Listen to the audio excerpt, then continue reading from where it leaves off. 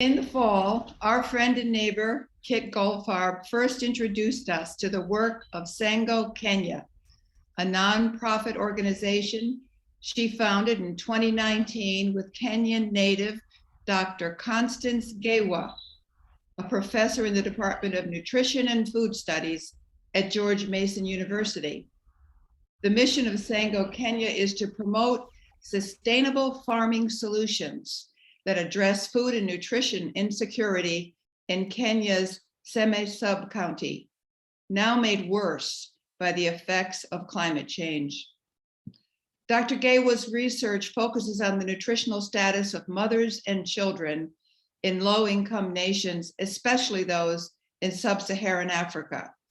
With over 30 years in the field, among other endeavors evaluating US funded food security projects in the area, she firmly believes that working closely with community members to identify sustainable solutions is essential to the success of any food and nutrition assistance program. Her work in Seme is driven by a concern for deteriorating farming conditions and agricultural yields, which result in greater food insecurity. And it continues to inform Sango Kenya's strategies and activities.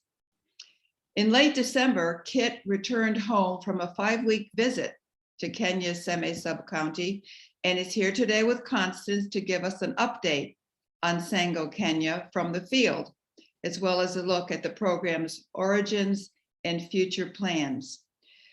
Gary is going to show some pictures first to set the scene, then Constance will tell us more about the program and the area of Kenya it serves. Kit will speak next, telling us about her trip, and we'll end with a few final photos that Gary will show. Okay, Gary, over to you.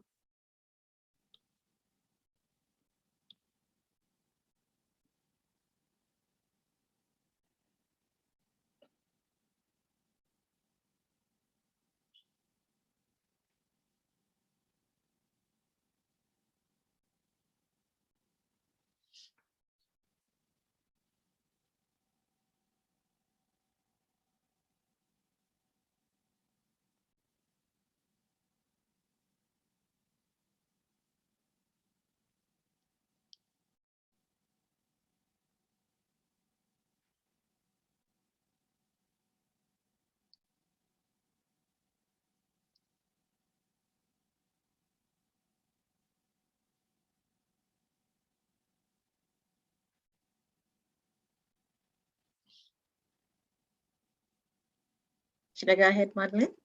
Yes. Oh, thank you. Thank you so much, Madeline, for the introduction. And thank you for inviting us to join you in service today. As you mentioned, I'm originally from Kenya, and specifically Seme sub-county. This is where Sango Kenya works and with the farmers. I belong to the Luo tribe of Kenya. And if you look at the way we live, each of our homesteads consists of multiple buildings and families, all enclosed within one compound. According to the Luo culture, the main house within the home is that of the parents. So in this case would be my father and my mother. Then you'll also find houses that belong to my brothers.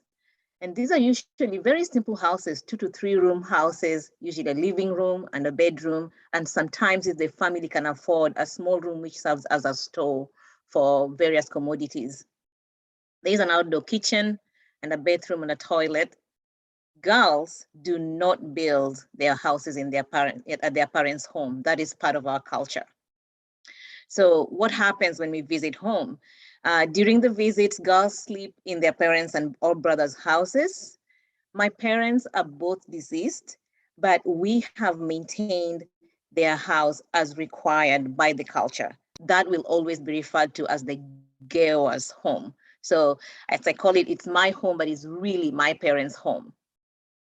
So the way we live, we are surrounded, we live in extended families. We are surrounded by uncles and aunties, and our uncles and aunties' homes are neighboring homesteads. I still have really deep connections with my uncles and aunties back home and various grandparents.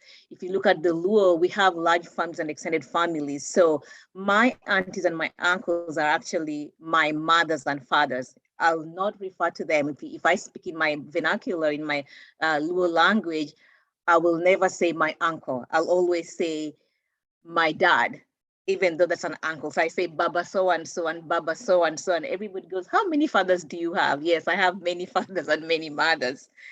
And same applies to my grandparents as well.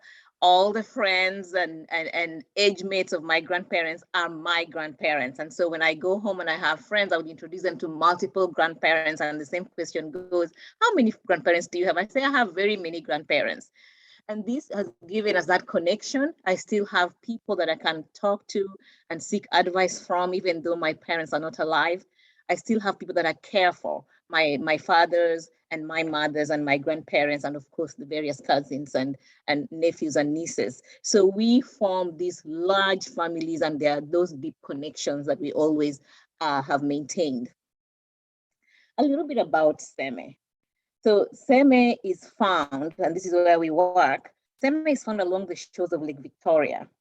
How many of you are familiar with Lake Victoria? That's great to know.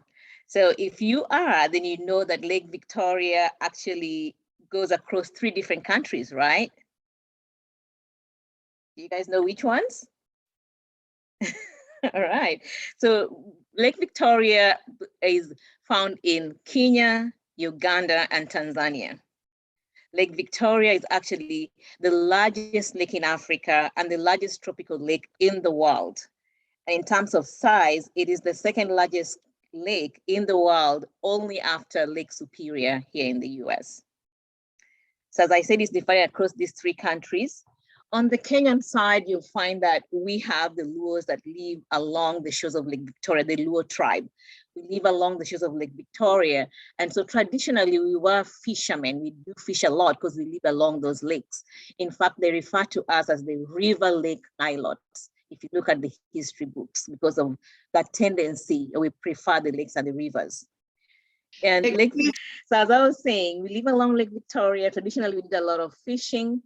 And also, if you see Lake Victoria is locally named. The local name is called Namlolwe or Sango. So our name Sango Kenya is quite befitting because of that. The name, original name of the lake is Sango. The Luos believe that their god lived in Namsango. And so every morning when Luos woke up, they faced Namsango and prayed to their god. They have associated this lake named Namsango with, life. It's a giver of life. It preserves life. And so the lake is very important to us. But also, what are other things I want to mention? There's so many parts of our culture, but the other important thing that I want to mention, which will affect how we work in Luo, in the Luo land, is that the Luo is a patriarchal society.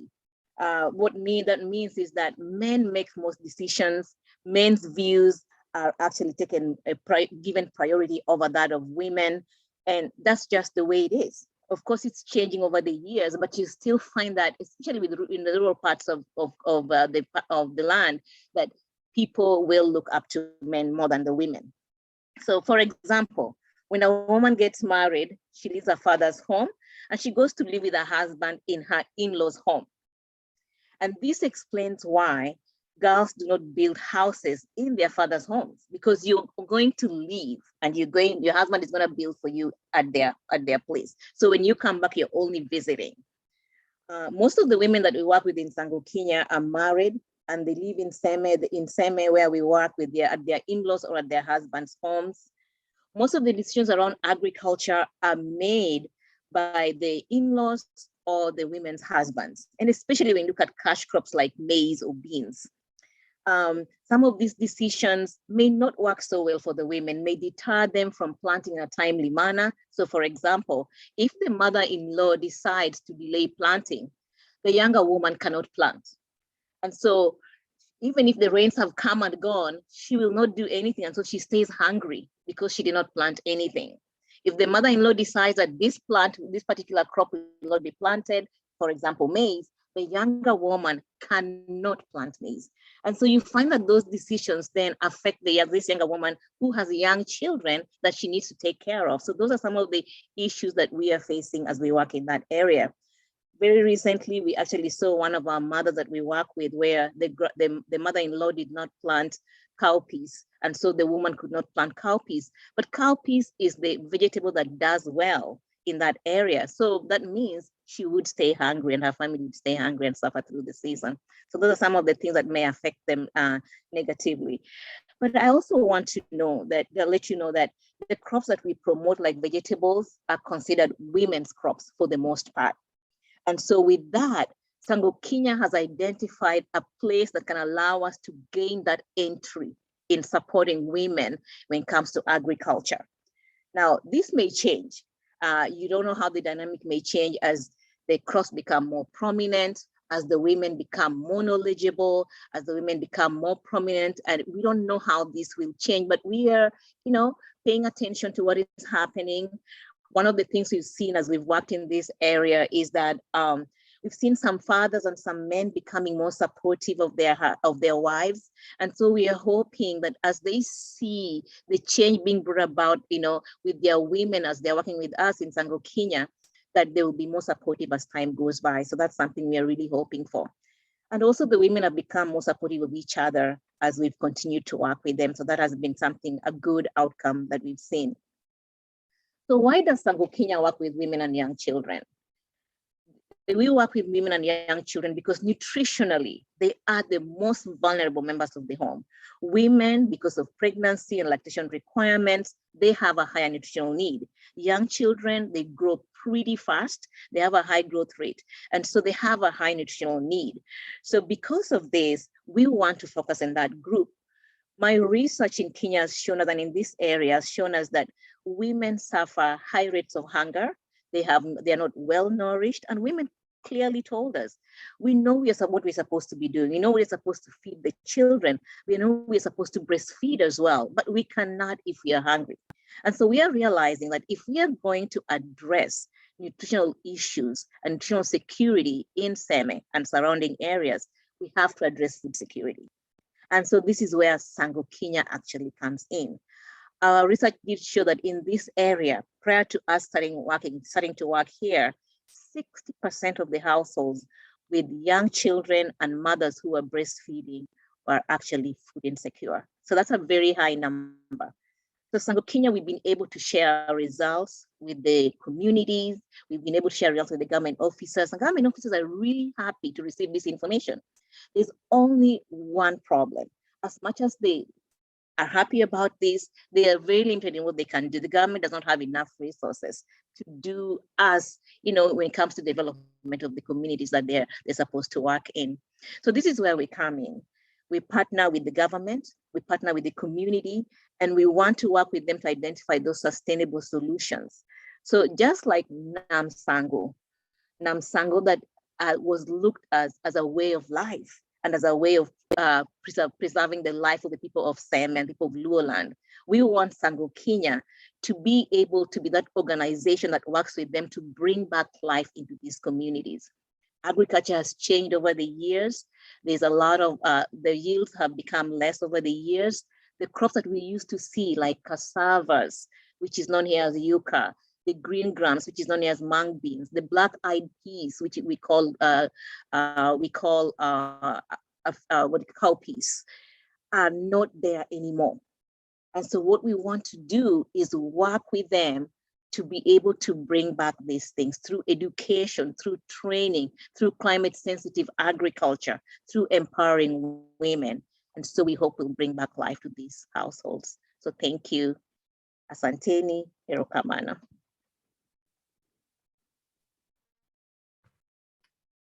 Thank you very much, Constance, for that really detailed and interesting overview of not just Sango Kenya, but also Seme, where we work, and Loa, the culture that you're from, and the culture of all the farmers with whom we work.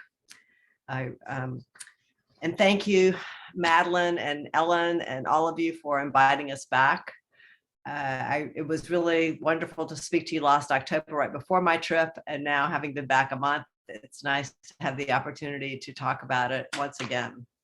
And I will try to keep my comments down. I must confess that when I was starting to think about this, And I was starting to talk and time myself and write it up. It took much longer than I dreamed. So I will try to be as concise as possible, which is not always my strength.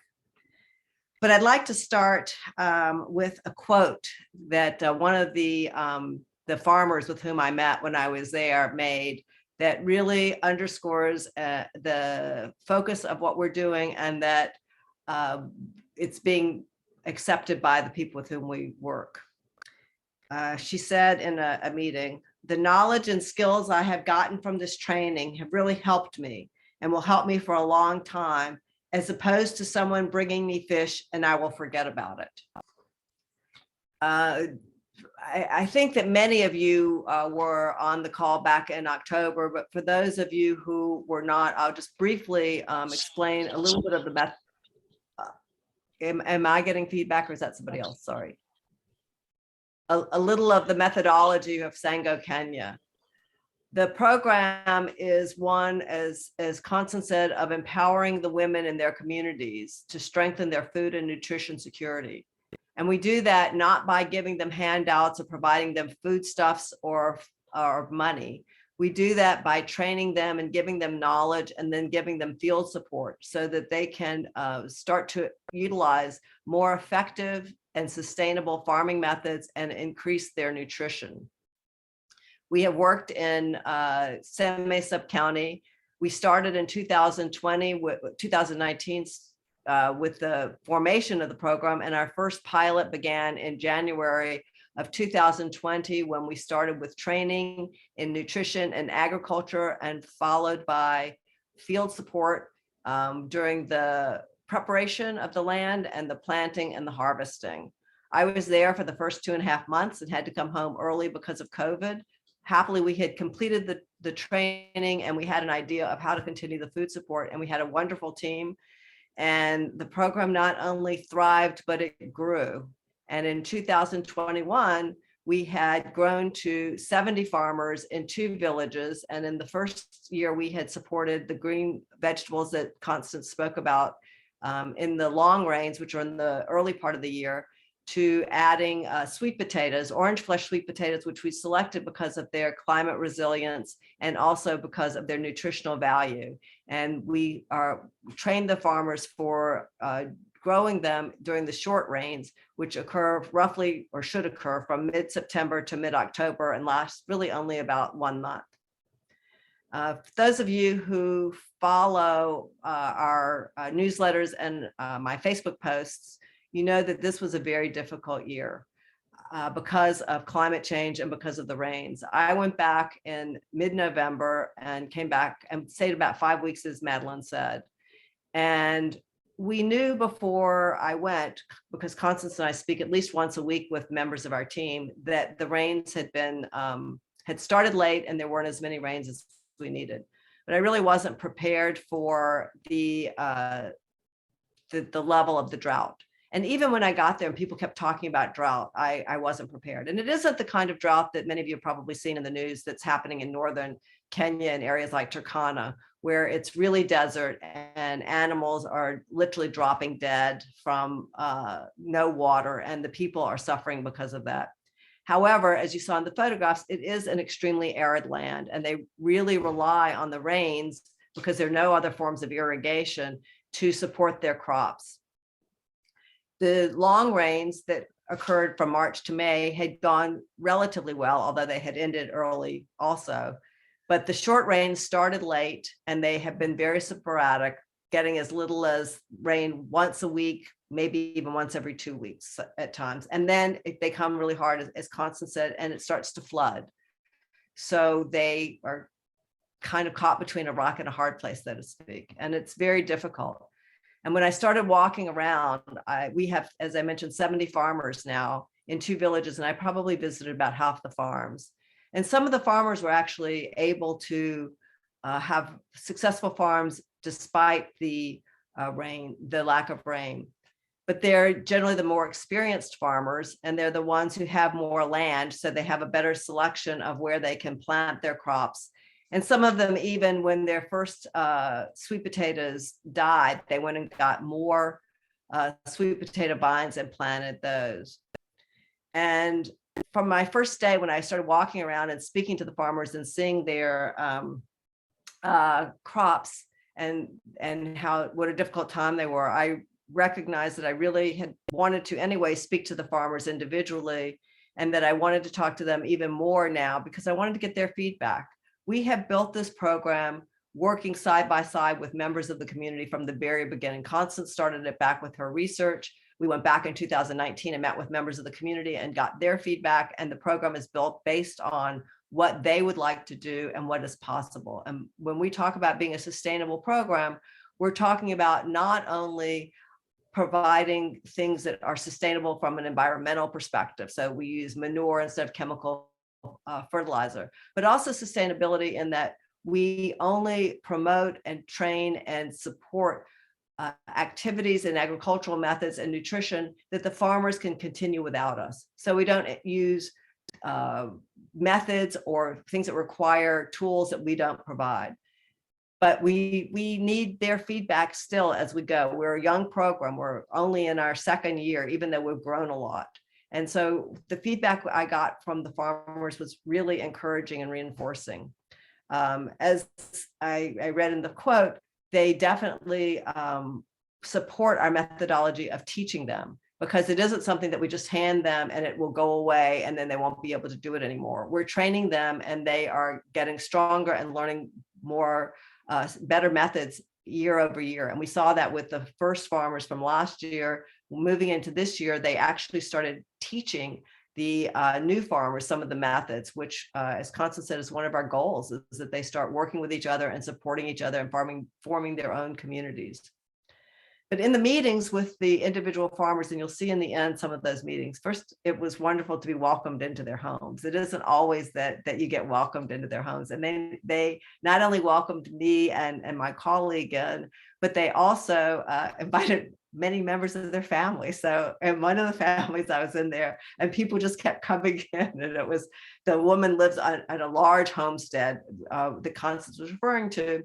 And there were maybe 5 or 7 people who came in, a son-in-law and a daughter, and all kinds of people started showing up, and babies. It was really quite exciting and quite wonderful.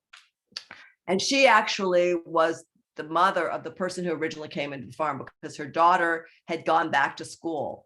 But rather than dropping completely out of the program, her mother had said that she would come in. She had a lot of land, but she had a lot of people who were depending on her. And I asked specifically to her and to the others if they had suffered from food insecurity before they joined Sango Kenya. And I specifically said, by that I mean, did you or members of your family have to skip a meal at least once a week and before you got into Sango Kenya because you did not have enough food? And all of the farmers I met with said yes.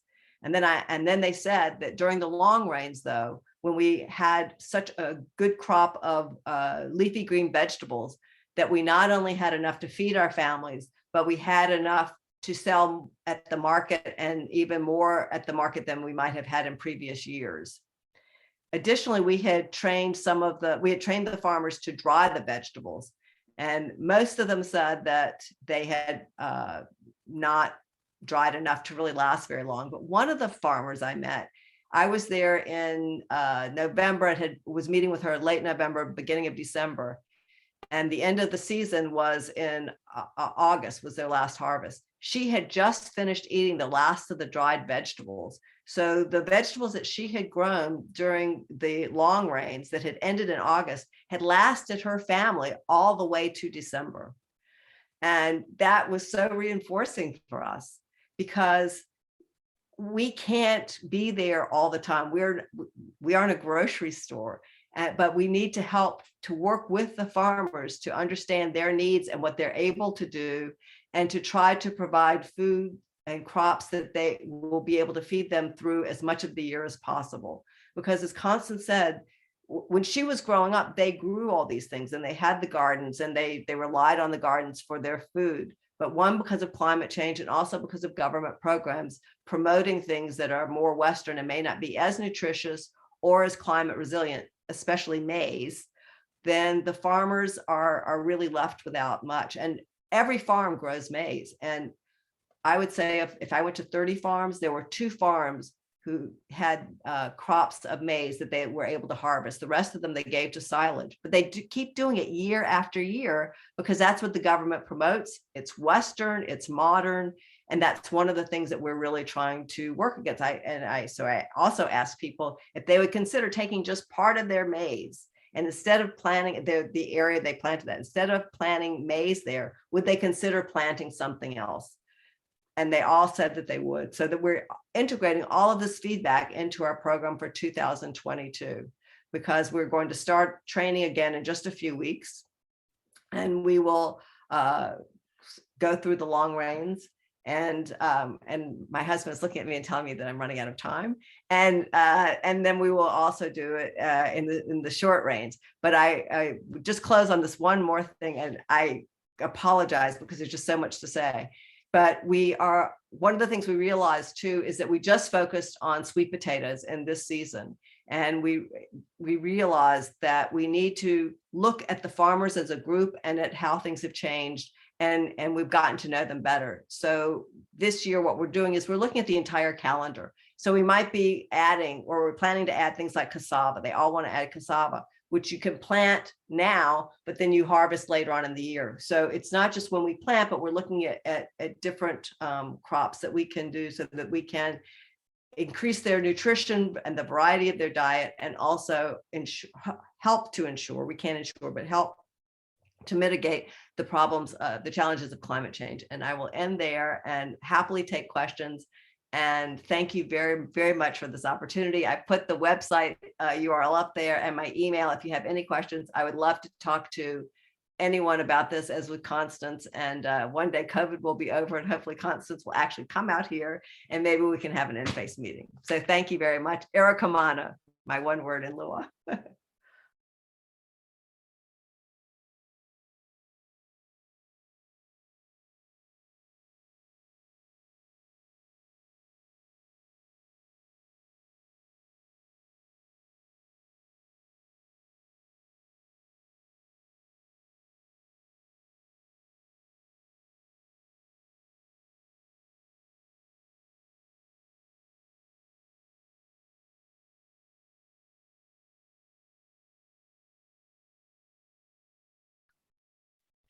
And I think one of the things, and that is the beauty of our program, is that we look at it as it's not the end all, but we are learning each time. And we collect data, we do observations, we have discussions, we have not only ourselves, and we have these teams that have been trained to help us do that, but our field people, we really stress the need of listening, pay attention to what is being said. It may seem minimal, but you don't know how it's going to affect the program and affect our outcomes.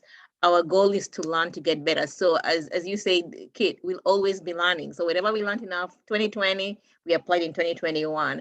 And we're just learning from 2021, we're going to apply it now in 2022. And so that's basically who we are, is learning and opening our ears, looking for partnerships that can help us grow and do better with our community. So thank you.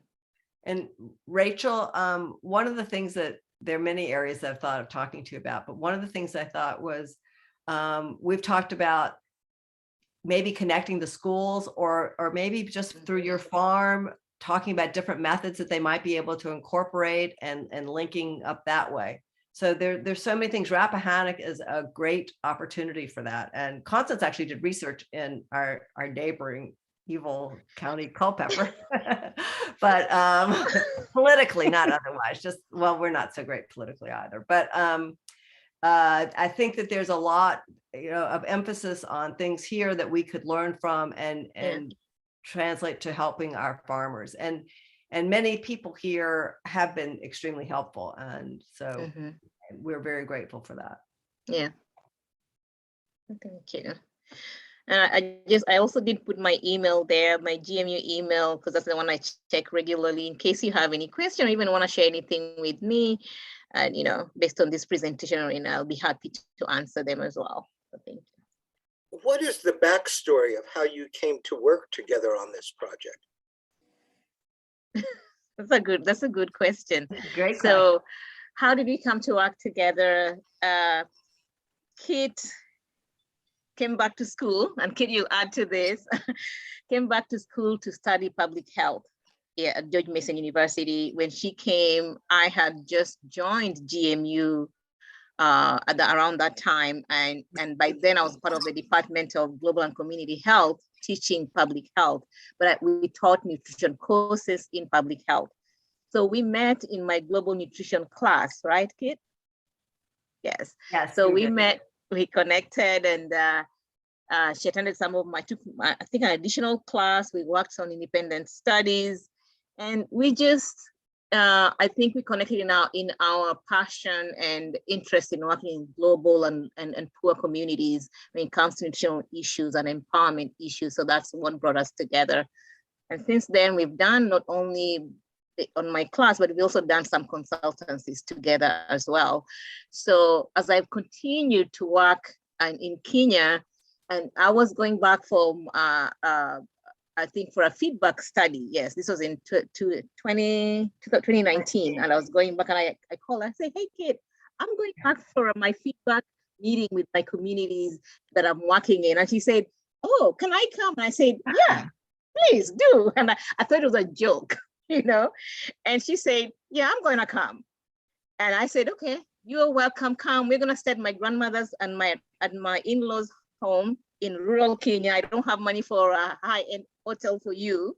We're going to live at home. We're going to cook at home, and we're going to live in the village. And she said, yes, I'll do that. And I went home. I traveled to Kenya, and she was serious. And on this day, she actually showed up at the airport. I'm like, oh, she's very serious. So that's how we started working together. So we had these feedback meetings. We were able to go back, meet with the government officers in Seme Sub-County, meet with the community, because I strongly believe that research is supposed to be research of consequence. Research is supposed to inform action. And when you do research, you need to go back to the community. You need to go back to the pool parties and say, hey, guys, this is what I found out. This is what we did together. And so this meeting that we had was to go back and say, this is what we did with you guys, and these are the results. What are your thoughts about it? How do you want to move forward? That's how this came about. So, Kit. You covered it all.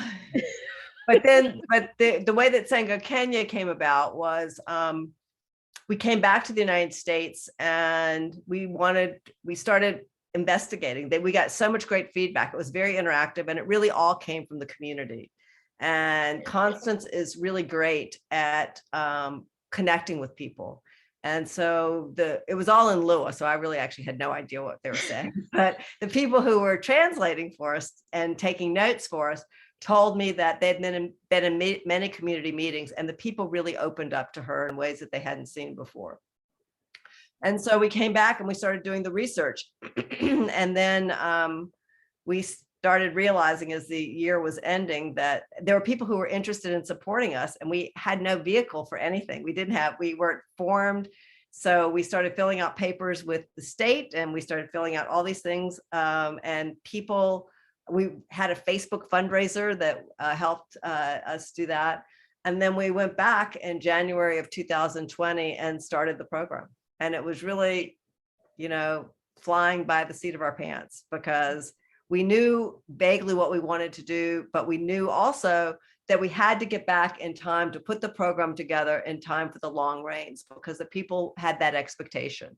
And that's one of the things that we've really learned and seen, and we're really trying to honor is not making any commitments that we can't follow up on. And so the whole thing with COVID has made things very difficult, but we have really worked hard. And I think we've shown them that we're committed. And more than that, they have shown us how committed they are to this program.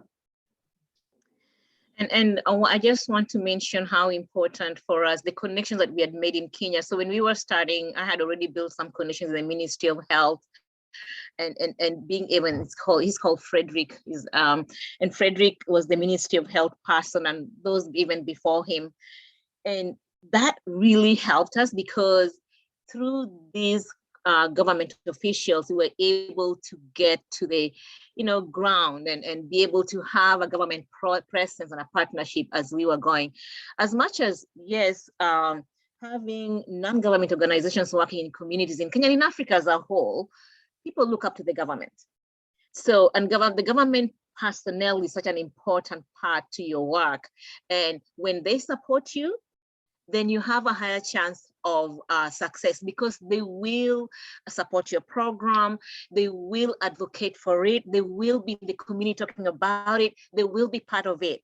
So they like that. But if you don't get that government support or government person who is working with you, then you run the risk of not really achieving or working well in the community, because they are this entry point for us to work with the community. So those partnerships, those collaborations that we've continued to build are key to us working in SEME. Thank you.